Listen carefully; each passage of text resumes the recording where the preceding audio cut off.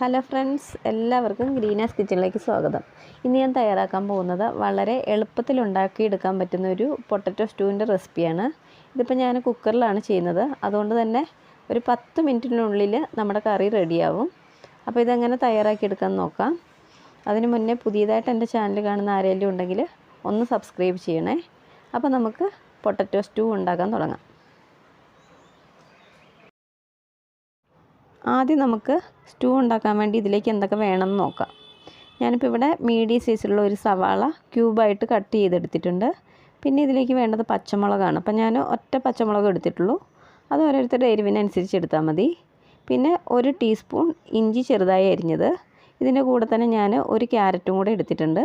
അപ്പോൾ അത് താല്പര്യമുള്ളവരെടുത്താൽ മതി. പിന്നെ കുറച്ച് കറിവേപ്പില എടുത്തിട്ടുണ്ട്. ഇതിൻ്റെ കൂടെ നമുക്ക് ഒന്ന് ഇട്ട് പൊട്ടിക്കാൻ വേണ്ടിയിട്ട് ഒരു കഷ്ണം പട്ടയും അതുപോലെ 3 ഗ്രാമ്പും 2 ഏലക്കയും കൂടെ എടുത്തിട്ടുണ്ട്.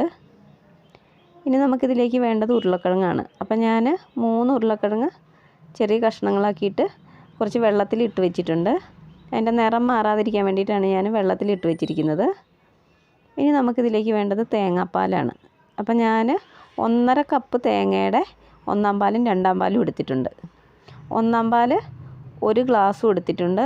അതുപോലെ തന്നെ 2/2 പാൽ 1.5 ഗ്ലാസ്സും എടുത്തിട്ടുണ്ട്.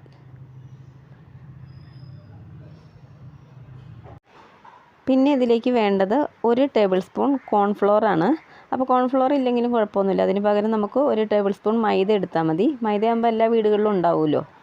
ഇതിന് നമുക്ക് കുറച്ച് തേങ്ങാപ്പാലിൽ കലക്കിയിട്ട് നമ്മുടെ കറിയിലേക്ക് ഒഴിച്ചു കൊടുക്കാനുള്ളതാണ്. ഇതൊഴിക്കുമ്പോൾ നമ്മുടെ കറി ഒരു ക്രീമി ടെക്സ്ചറിൽ വരും. അപ്പോൾ കട്ടയില്ലാതെ നന്നായിട്ടൊന്ന് കലക്കി ഒഴിക്കണം. ഇനി നമുക്ക് കറി ഉണ്ടാക്കാൻ തുടങ്ങാം. അപ്പോൾ ഞാനൊരു കുക്കർ അടുപ്പത്ത് വെച്ച് കൊടുത്തിട്ടുണ്ട്.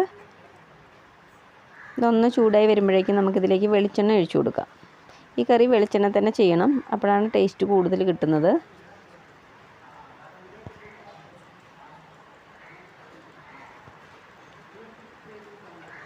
ഇനി നമുക്കിതിലേക്ക് പട്ടയും ഗ്രാമ്പും ഏലക്കയും കൂടി ഇട്ട് കൊടുക്കാം. ഇതൊന്ന് ഇളക്കി കൊടുക്കാം.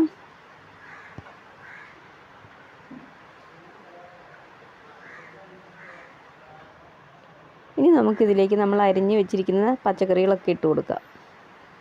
സവാളയും ഇഞ്ചിയും പച്ചമുളകും ക്യാരറ്റും അതുപോലെ ഉരുളക്കിഴങ്ങും. പിന്നെ കുറച്ച് കറിവേപ്പിലയും കൂടെ ഇട്ട് കൊടുക്കാം. ഈ കറി ഉണ്ടാക്കാൻ അധികം ടൈമൊന്നും വരില്ല, പെട്ടെന്ന് ഉണ്ടാക്കി കഴിയും. അതുപോലെ തന്നെ കഴിക്കാനാണ് നല്ല ടേസ്റ്റുള്ളൊരു കറിയാണ്. ഇതിനി ഒന്ന് ഇളക്കി കൊടുക്കാം നമുക്ക്. ഇനി ആവശ്യത്തിന് ഉപ്പിട്ട് കൊടുക്കാം. എന്നിട്ട് ഇത് നന്നായിട്ടൊന്ന് ഇളക്കി യോജിപ്പിച്ച് കൊടുക്കാം.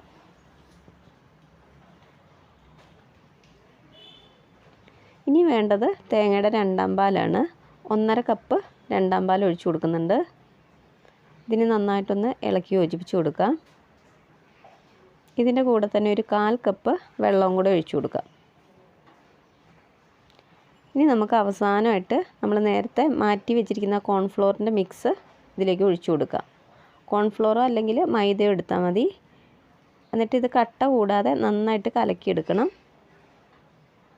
നന്നായിട്ടൊന്ന് ഇളക്കി കൊടുക്കാം. ഇതിന് നമുക്ക് അടച്ച് വയ്ക്കാം. ഇനി ഇത് ഹൈ ഫ്ലെയിമിൽ വെച്ചിട്ട് ഒരു 2 വിസിൽ വരുന്നവരെ വെയിറ്റ് ചെയ്യുക. ഇപ്പം നമ്മുടെ കുക്കറിൻ്റെ ആവിയൊക്കെ പോയിട്ടുണ്ട്. നമുക്കിതൊന്ന് ഓപ്പൺ ചെയ്ത് നോക്കാം.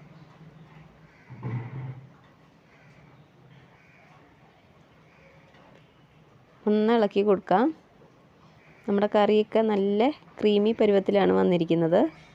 പൊട്ടറ്റോ ഒക്കെ നന്നായിട്ട് വെന്ത് കിട്ടിയിട്ടുണ്ട്.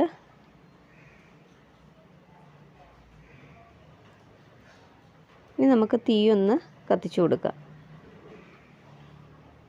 ഇതിനി ഒന്ന് തിളച്ച് വന്നോട്ടെ. ഇപ്പം നമ്മുടെ കറിയൊക്കെ ഒന്ന് തിളച്ച് തുടങ്ങിയിട്ടുണ്ട്. ഈ സമയത്ത് നമുക്കിതിലേക്ക് 1 ടീസ്പൂൺ കുരുമുളക് പൊടിയും കൂടി ഇട്ട് കൊടുക്കാം. ഇതിന് നമ്മൾ കുരുമുളക് പൊടി മാത്രമേ ചേർക്കുന്നുള്ളൂ, വേറെ ഒരു പൊടികളും ചേർക്കുന്നില്ല. ഇതിന് നന്നായിട്ടൊന്ന് ഇളക്കി കൊടുക്കാം. ഇനി നമുക്കിതിലേക്ക് തേങ്ങയുടെ 1/4 പാലും കൂടെ ഒഴിച്ചു കൊടുക്കാം. 1 കപ്പ് 1/4 പാൽ ഒഴിച്ചു കൊടുക്കുന്നുണ്ട്. ഒന്നാം പാൽ ഒഴിച്ച് കഴിഞ്ഞിട്ടുണ്ട്. പിന്നെ ഇത് തിളയ്ക്കേണ്ട ആവശ്യമില്ല. അപ്പോൾ ഇതൊന്ന് ഇളക്കി കൊടുക്കാം.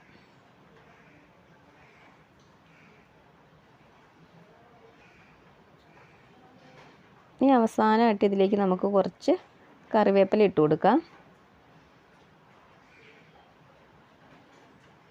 ഇനി തീ ഓഫ് ചെയ്യാം. ഇതിൻ്റെ കൂടെ തന്നെ കുറച്ച് പച്ച വെളിച്ചെണ്ണയും കൂടി ഒഴിച്ചു കൊടുക്കുന്നുണ്ട്. അതിനുശേഷം നമുക്കിത് അടച്ച് വയ്ക്കാം. ഒരു 5 മിനിറ്റ് ഇതൊന്ന് അടച്ച് വയ്ക്കാം. ഇപ്പോൾ ഒരു 5 മിനിറ്റ് കഴിഞ്ഞിട്ടുണ്ട്. ഇനി നമുക്കൊന്ന് ഇളക്കി യോജിപ്പിച്ച് കൊടുക്കാം. കറിയൊക്കെ നല്ല കുറുക്കി വന്നിട്ടുണ്ട്. അങ്ങനെ നമ്മുടെ അടിപൊളി ഉരുളക്കിഴങ്ങ് സ്റ്റൂ ഇവിടെ റെഡി ആയിട്ടുണ്ട്. അപ്പോൾ നിങ്ങൾക്ക് ഈ വീഡിയോ ഇഷ്ടപ്പെടുകയാണെങ്കിൽ ഒന്ന് ലൈക്ക് ചെയ്യണേ. അതുപോലെ തന്നെ പുതിയതായിട്ട് എൻ്റെ ചാനൽ കാണുന്ന ആരെങ്കിലും ഉണ്ടോ സബ്സ്ക്രൈബ് ചെയ്യണം. പിന്നെ നിങ്ങളുടെ അഭിപ്രായങ്ങളും നിർദ്ദേശങ്ങളും ഒന്ന് കമൻറ്റിലൂടെ അറിയിക്കണം. അപ്പം മറ്റൊരു വീഡിയോയുമായി കാണുന്നവരെ ബൈ.